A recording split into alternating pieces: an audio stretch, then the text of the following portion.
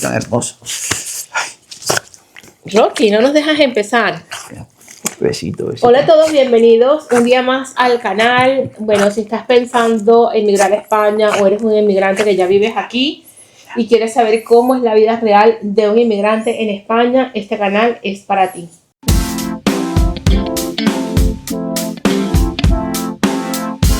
Bueno chicos, el día de hoy, como le dijimos el domingo pasado, le vamos a estar contando nuestra experiencia real teniendo un bar, un restaurante bar aquí en España. Fíjense, vamos a empezar por te pongo el micrófono a ti y yo hablo más duro. Sí. Los quiero poner en contexto. Corría por allí el año 2016 más o menos. Nosotros ya teníamos un buen tiempo viviendo en Madrid, porque nosotros cuando llegamos a este país en noviembre del 2014, llegamos fue a Sevilla y de ahí estuvimos solamente hasta abril del año siguiente y a partir de ahí estuvimos en Madrid todo el tiempo. Yo estuve trabajando como manicurista en esa época y Fran también montando cocinas, sí, y eso. Y también tenías un camioncito de mudanzas. Eso fue en Sevilla, ¿no? Nos fuimos con el camión para Madrid. En Madrid yo me dedicaba a montar cocina de Ikea. Eso es. Sí, de los 3 Ikea. Eso es. Tuve 3 años montando cocinas de Ikea. Exacto. Entonces, bueno, en ese interín yo tuve muy malas condiciones de trabajo donde estaba trabajando y aunque todavía no tenía un conocimiento verdadero de cómo funcionaban los tributos en España, recuerden que yo no homologué nada aquí y tampoco me puse mucho a indagar nada. Y lo que estaba era por trabajar y hacer dinero. Entonces, en ese momento yo tenía NIE, tenía un número de identificación de extranjero, no me había hecho la nacionalidad española. Y me acuerdo que en un momento me llegó como una comunicación a través de alguna red social o algo, o lo vi yo en internet, buscando siempre uno cómo mejorar. Y descubrí lo de la Fundación Tomillo, que era una fundación que te ayudaba a gestionar crédito para abrir un negocio propio. Entonces me empecé a entusiasmar con la idea. Con el tiempo dejé el trabajo que tenía y hice junto con ellos todo el plan de negocios, toda la cosa que se necesitaba para que el banco me diera el crédito. Crédito que al final el banco no me dio. Y no me lo dio por ser extranjera, porque te comento, si estás en este país, a la hora de tener un crédito, ya sea una hipoteca, para comprar un coche, para lo que sea, no es igual, no es que sea imposible, ¿ok? Pero no es lo mismo o es más, es un poco más de requisitos cuando tienes un documento extranjero que cuando eres nacional. Entonces, al final, con ayuda de familiares y ahorros propios, conseguimos tener un pequeño capital y decidimos lanzarnos al agua un poco a ciegas y un poco ignorantes. Sin saber nada de bares ni nada de eso. Conseguimos un local que estaba a muy buen precio, pero quizás en un sitio bastante escondido. El primer error. Escondido y el bar no tenía ni la vajilla ni nada. Nada. Entonces dijimos, bueno, no importa, ¿sabes? Lo típico que uno dice, le vamos a echar pichón. La ilusión. Sí, la ilusión. No me acuerdo que nos íbamos al Leroy Merlin y todo eso y empezamos a comprar papel. Yo no les prometo porque no sé ni dónde están esas fotos, pero si las consigo, les dejaré por allí algunas. Quedó muy bonito, como estaba el bar. Se cambiaron las losas del suelo que estaban rotas, se le puso un papel bastante moderno en todas las paredes. Oye, cuando yo digo que empezamos con poco dinero, ¿tú te acuerdas cuando teníamos entre los dos? Yo creo que nosotros empezamos ese local con 3.000 o no. más. Eran más de 8.000 euros, estoy segurísimo.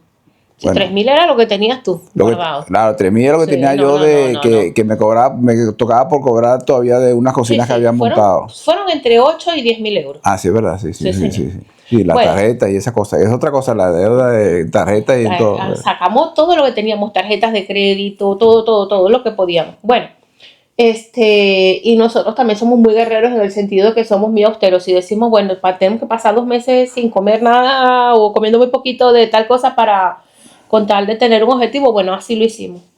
Total es que abrimos el local y empezamos poco a poco. En esa época también fue el gran auge de que estaba empezando mucho todo lo que era Globo, Uber Eats, y también nos metimos en todas esas plataformas.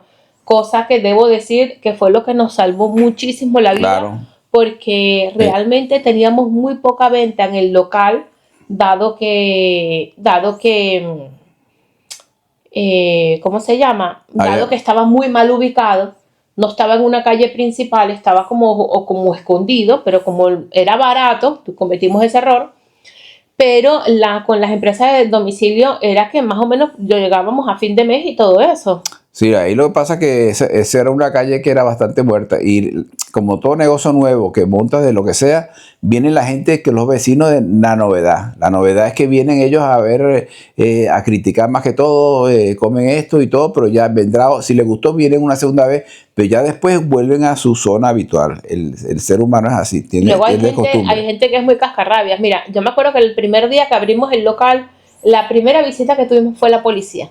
Claro. ¿Y sí, por qué vinieron? Por una denuncia de un vecino, pero vamos, que no habíamos puesto ni música, por poner 2 mesas pequeñitas al lado del... 2 mesas afuera. Entonces, el mismo policía, muy simpático, porque la verdad es que fueron muy simpáticos, me dijeron, miren, no hagan caso, tengan en cuenta que en ese momento nosotros ni sabíamos que teníamos que tener un permiso de terraza para poner allí, porque nos habían dicho, cosa que también pasa mucho aquí, cuando te traspasan un local o te lo van a alquilar, te dicen, no, ahí puedes poner 4 mesas, no sé qué, y nosotros inocentemente caímos y nos dijeron, no, tenían que tener primero un permiso de terraza. Permiso de veladores, se llama eso. Aquí se llama permiso de veladores. Hoy en día sabemos ya todo eso cómo va, pero bueno, aprendimos llevando golpes. Y lo primero que hicieron los vecinos tan amablemente fue llamar a la policía para... Claro, sí, para por culo directamente. Para ver si teníamos papeles. Claro, me ven la cara de latina y es triste decirlo, pero a veces es muy común que hay gente que, dentro de todo, todavía existe gente con temas de racismo y todas esas cosas. Aquí los bares que uno ve siempre, el típico español que los atiende, pero cuando uno ve un latino ya es raro eso. Exacto. Está muy contado. Y otra cosa que irónicamente también se respeta a la gente cuando lo monta un chino, porque un chino que agarra un bar lo lleva del carajo. ¿Entiendes? Son luchadores. Total que muy bien, ese día metimos las mesitas para adentro, empezamos y poco a poco nos íbamos haciendo otro error que yo creo, les quiero comentar que nosotros vendíamos básicamente hamburguesas, nosotros hicimos bastantes tipos de hamburguesas, unas con cebolla caramelizada, otras con bacon, etcétera. Pero coméntale que la carne, ¿sabes?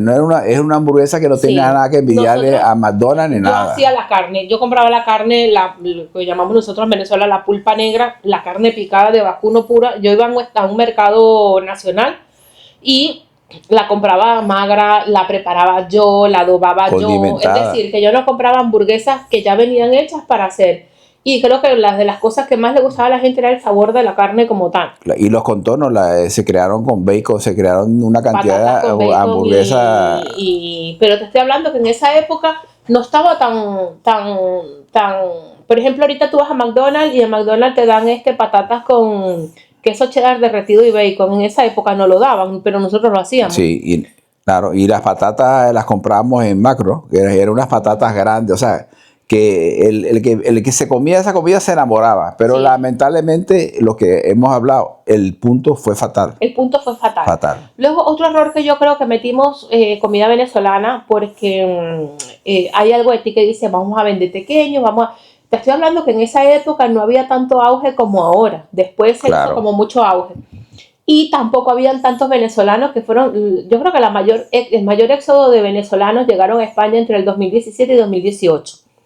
Sí. Entonces, en esa época, claro, no había... Por ejemplo, ahorita tú vas... Y después la pandemia también vinieron. Sí, ahora tú vas al Mercadona y al Carrefour y al Día y hay tequeños congelados. Tequeños son como unos palitos de queso que son muy famosos en Venezuela. En esa época no, de hecho una muchacha que los hacía en su casa era la que yo se los compraba. Y eso a la gente, no, el mercado español es una persona que él te come algo un día o dos, pero después quiere su comida de aquí. Claro, su desayuno de tostadita, las cosas tradicionales, irónicamente. Y no te olvides el nombre del local, ¿cómo se llamaba?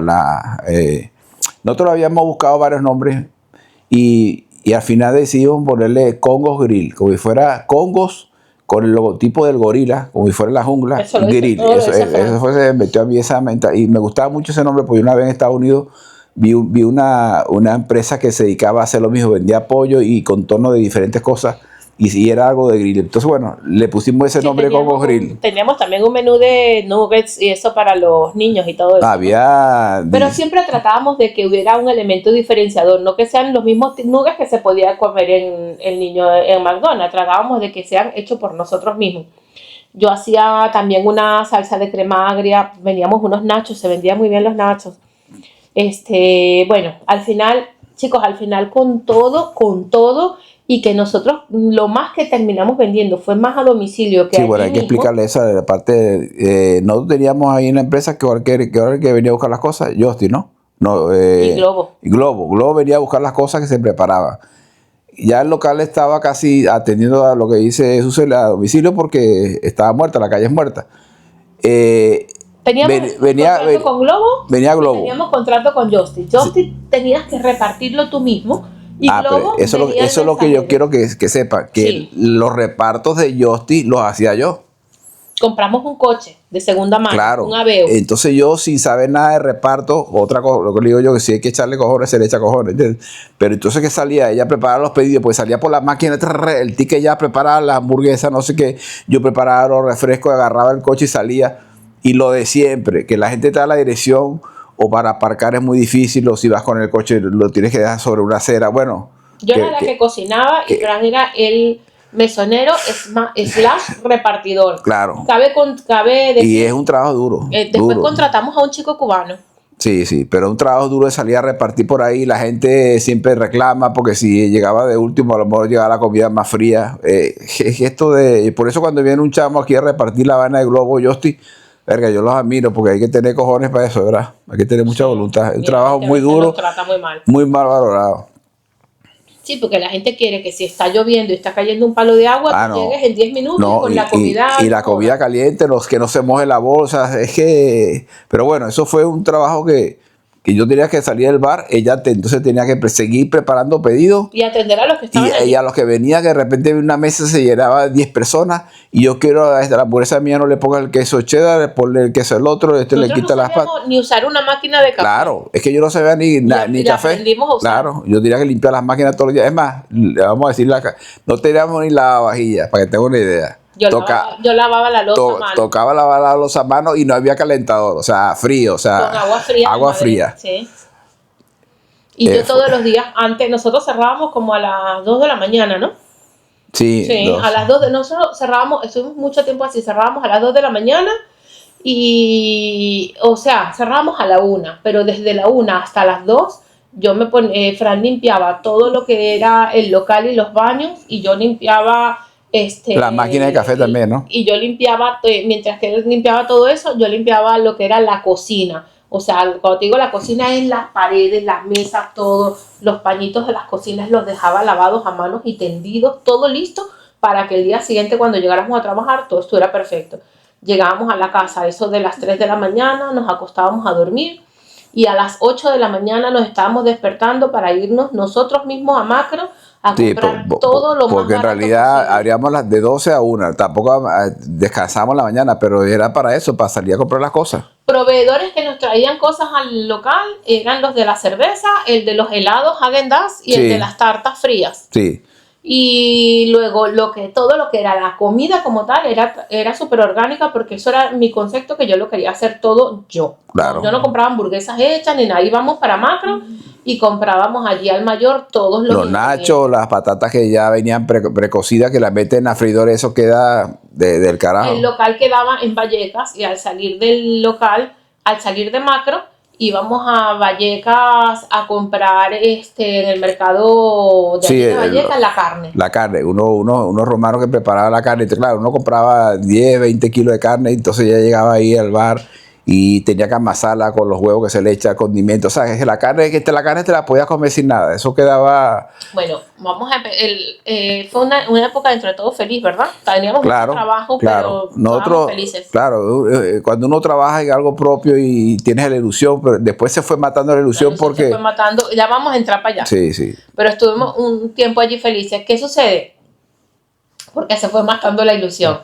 Bueno, nosotros queríamos progresar y como queríamos progresar, no implementamos un día de descanso. Nosotros trabajamos de lunes a domingo, sí o sí. Sí, señor. Y festivos también. Nosotros estamos abiertos el 1 de enero y el 25 de diciembre también. Y fuimos probando, oye, supuestamente hay bares que trabajan, pues no todavía por la aplicación de Justin, que trabajan 24 horas. Oye, entonces nosotros vamos a probarnos. Sí, nosotros vamos Había un cuartico donde hubo nos un quedamos día que nos quedamos a probar. para Y probar. me salía a hacer un reparto con el coche a la una y no pasara sería. Intentamos hacer desayunos, pero nos dimos cuenta que era muy, que No, como te digo, no venía mucha gente. No es una zona para desayunar. Entonces decidimos que ya después de tanto ensayo y error, decidimos que abríamos a partir de, o sea, nosotros entrábamos al local a las 12 del día. Sí, a partir de abríamos a partir de la 1, empezábamos a vender comida ya almuerzo. Sí, porque era ya los almuerzos. Otra cosa que nos ayudó era cuando habían juegos de fútbol, se nos llenaba el bar, ahí sí se nos llenaba el bar. Es que si llegamos a recuperar esas imágenes sería buenísimo porque van a ver, el local estaba equipado que no tiene nada que envidiarle a ninguna franquicia, de verdad. Teníamos un televisor enorme con una cadena de sonido, las mesas las habíamos comprado IKEA a juego en color rojo y negro, la barra, la hice yo, toda la barra de atrás la hice yo con carpintería. Sí. Cuando había juegos de fútbol, ya lo último, ya yo no quería que viniera gente cuando abríamos, porque había el típico consumidor del juego de fútbol, es una persona que te pide un cubata o un whisky y le dura toda la noche y tienes a esa persona ahí. Sí, está como decía Venezuela, lo está campaneando ahí, dándole vueltas al hielo para... Y no consume más. No, y aparte que es un desgaste. Y esa gente no repite más. Irónicamente, yo pienso que a menos que se dedique a transmitir juegos de fútbol. También metimos lo que es la máquina expendedora de de cigarrillos y había una de jugar maquinitas, porque eso se usa mucho aquí en los bares. Y te lo digo por si estás pensando en montar un local y poner eso. De eso no agarrábamos dinero, no. Es muy poco lo que si nos daban 20 o 30 eso es un servicio para que le interesa, sí. Porque viene, te compra el cigarro y se va, ni se toma un café. No pienses que vas a hacer dinero con eso. Y ¿sí? Las maquinitas del porcentaje que te queda. Si ganábamos 20 euros de los cigarrillos era mucho. Claro, no, eso es. Y de lo otro, de la maquinita esa, bueno, teníamos una maquinita para que se pongan los niños como que se mueve así.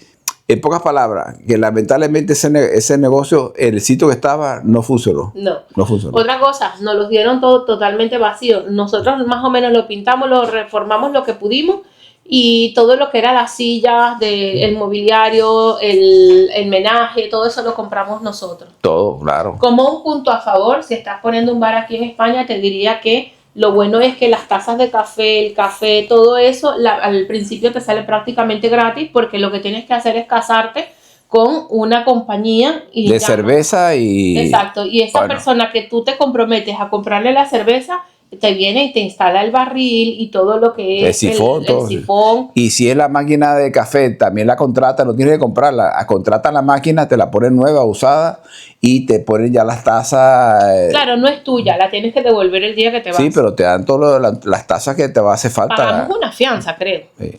Exacto.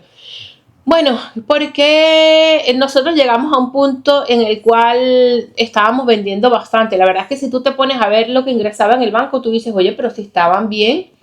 Pero la realidad es que eso va más allá de lo que te ingresa en el banco. Los impuestos nos comían. Luego, cuando tú dices, oye, por ejemplo, ¿qué es lo que yo le decía a Fran? Claro, como mi mentalidad es más numérica, yo me sentaba y yo le decía a Fran, estamos haciendo el tonto. ¿Por qué estábamos haciendo el tonto? Porque, cabe destacar que en esa época teníamos nuestros hijos todavía dependientes de nosotros en casa.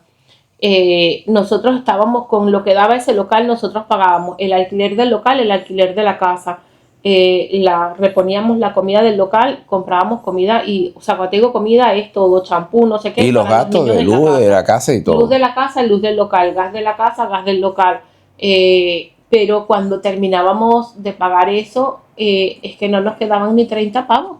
Por eso que un error que cuando se monta un negocio hay que tratar de tener un fondo para eso y no sacarle a un local que está empezando los gastos de otra cosa, porque entonces tiene que ser una mina, tiene que ser un negocio muy bueno para que tú de ahí saques todo, y la gente que invierte lo tiene claro, o sea, no, son costos distintos. No teníamos vida ni descanso, no teníamos Claro. ningún día de descanso y no nos podíamos dar ese lujo porque teníamos que pagar cosas. Y luego, ¿qué pasa? Hubo un momento en que yo le dije a Fran, oye, yo creo que si nosotros volvemos a trabajar tú por tu cuenta y yo por la mía, haciendo los dos sueldos, pagamos los gastos de la casa y nos queda más dinero. Y así fue.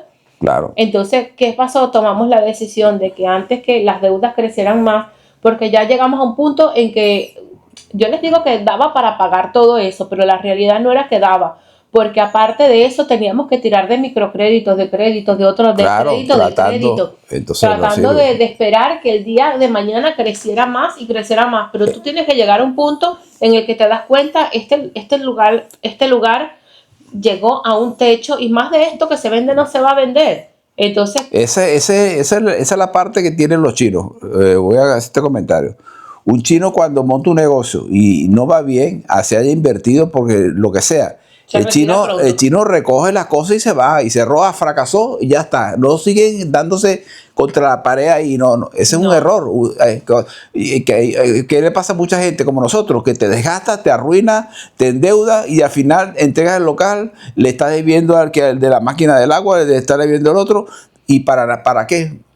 Inclusive para desgastarte físicamente y quitarte las ganas de seguir luchando. Bueno, a mí se me quitaron las ganas de tener un negocio propio después de esa experiencia. Luego, yo no sé si habrá salido esta semana o estará por salir, pero tengo pensado hacerles un video especificando todo lo que se paga cuando constituyes una empresa aquí en España. Cuáles son los gastos los impuestos que se pagan, qué cosas son las cosas que tienes que pagar, cuánto te cuesta constituirla. Pero en fin, aparte de eso, lo que son el coste de tener empleados, todo eso cuando yo le dije a Fran, mira, ahora mismo estamos en un punto, recuerdo que lo cerramos en febrero, estamos en un punto en el que si cerramos ahora mismo la empresa, cerramos este local, vamos a quedar con deudas, pero vamos a poder ir a estos organismos a solicitar cómo refinanciar estas deudas. Sí. Pero si seguimos aquí, lo que vamos a empezar es a acumular más deuda, porque llegamos a un techo de venta que sabíamos que no lo íbamos a superar. Luego, básicamente también cuando vendes hamburguesas, quieras que no, estás compitiendo también con empresas como McDonald's, Burger King, etcétera, que venden Claro. hamburguesas por 2 euros, que nosotros vendíamos hamburguesas más gourmet. Luego, fueron una confluencia de muchos errores, pero que también de eso uno aprende. Luego decidimos cerrarlo, se fue a cada uno de estos organismos donde se tenían deudas y yo después de esto cuando nos vinimos a Málaga, yo pasé casi 3 años para pagar todas las deudas.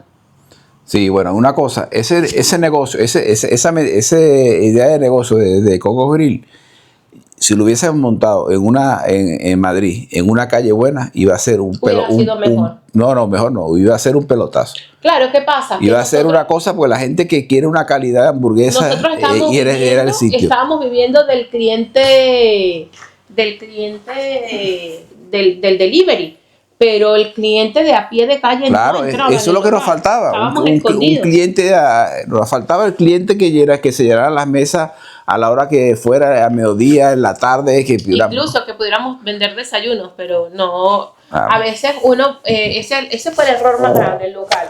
Que yo creo que el local lo es todo, porque ¿qué pasa? Teníamos un alquiler muy barato, creo que pagábamos 400 euros al mes o algo así. Y 550. ¿Sí? 550, algo así.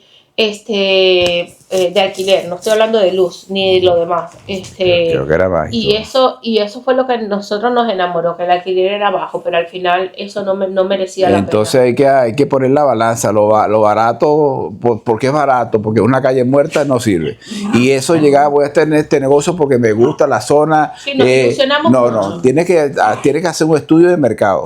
Mi recomendación es un estudio de mercado, si hay negocios cerca, si hay colegios, todo eso hay que analizarlo. Y también quitarnos la mentalidad, porque nosotros teníamos negocio pero en Venezuela, y a veces creemos que el público se va a comportar de la misma manera en otra parte del mundo, y es el peor error. De hecho, en estos días vimos un señor que acababa de volver a emigrar a Venezuela y estaba diciendo: yo quiero poner unos bares tipo Madrid, que la gente haga tapeo, que la gente haga...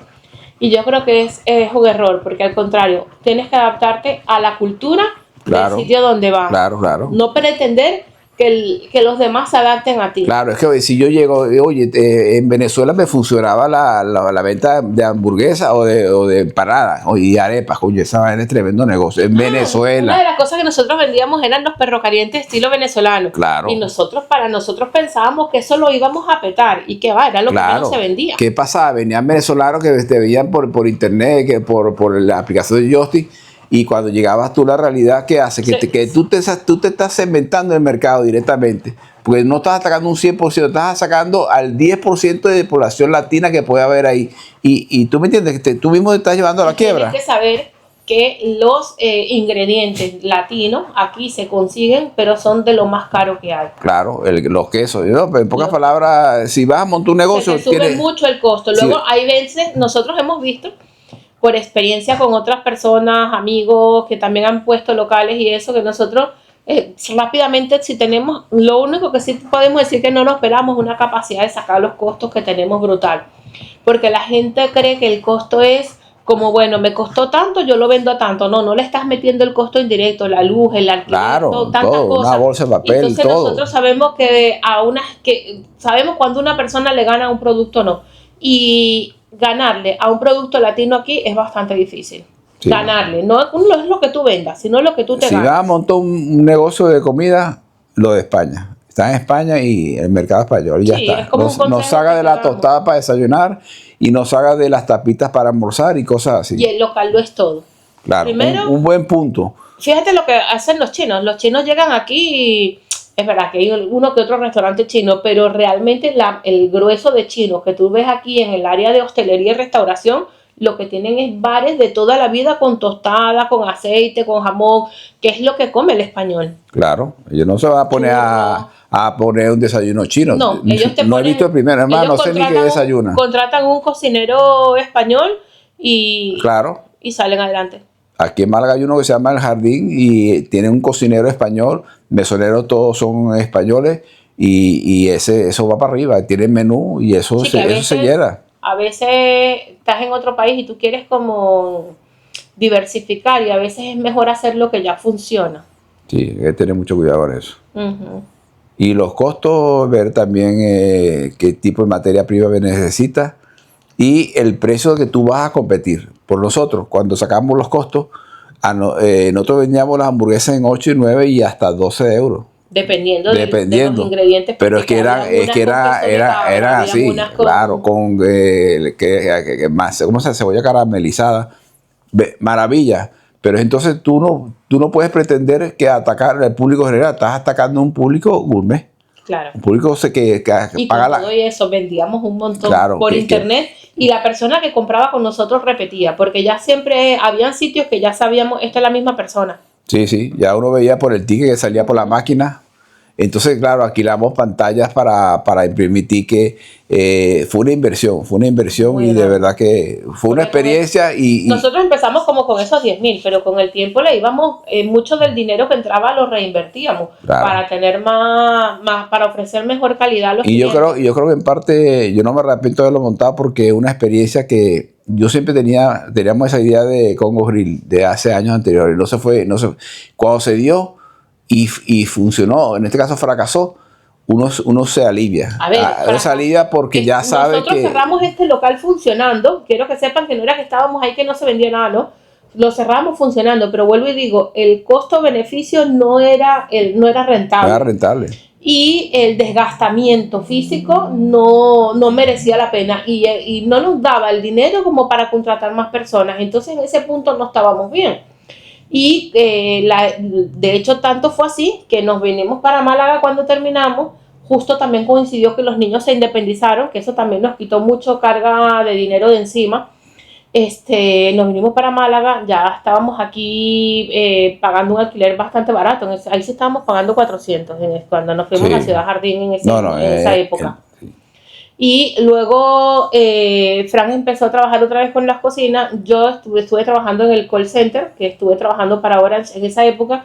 El sueldo mío prácticamente se iba todo en pagar deudas. Yo tenía fraccionamientos de deudas, porque claro, es mejor, antes que tener la deuda, tú vas a Hacienda, a Seguridad Social, a todos los sitios donde vas. Aquí estoy yo, ok, tengo esta deuda. Ayuntamiento Sí, de Vallecas. tengo esta deuda, ¿cómo hacemos para yo irla pagando? A 50 euros, a 60, a 120.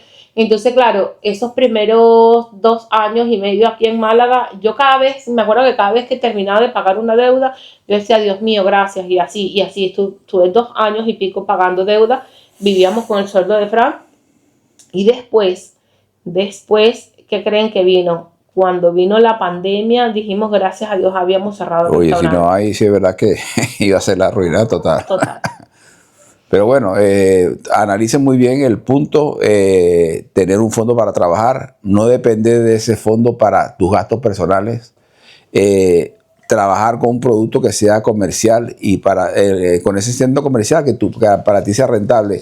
Calcular bien los costos. Claro, calcular bien los costos y valorar también la publicidad. Pero y lo muchas primero cosas. es el local. El Lo local. es todo.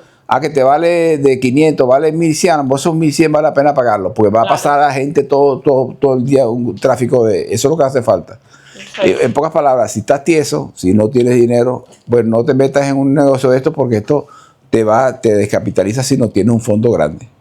Tenemos amigos que han montado negocios similares y llevan gastado 80, 100 mil euros y han fracasado. Y no hicieron más que no al De hecho, revés. hay un estudio importante que en España dicen que el 80% de los locales el 80% de los locales de comida que se abren en España no pasan de 2 años. Claro, eso es un factor porque la gente va por novedad. Pero el ser humano es un animal de costumbre y la tiene para todo, para comer. El que sea, ya sea en hamburguesa, ya sea en arepa, ya sea en el sector que sea, recuerda que estás luchando también contra franquicias. Y las franquicias tienen una infraestructura más grande y ofrecen unos precios más competitivos y a veces... Pues, claro, ellos compran en cantidades y entonces no vas a poder nunca luchar con una franquicia. Hay que ser muy realista, pues es la realidad. Entonces, bueno, esperemos que esta experiencia les haya servido para algo y nos vemos en un próximo videito. Claro, gracias. Hasta luego.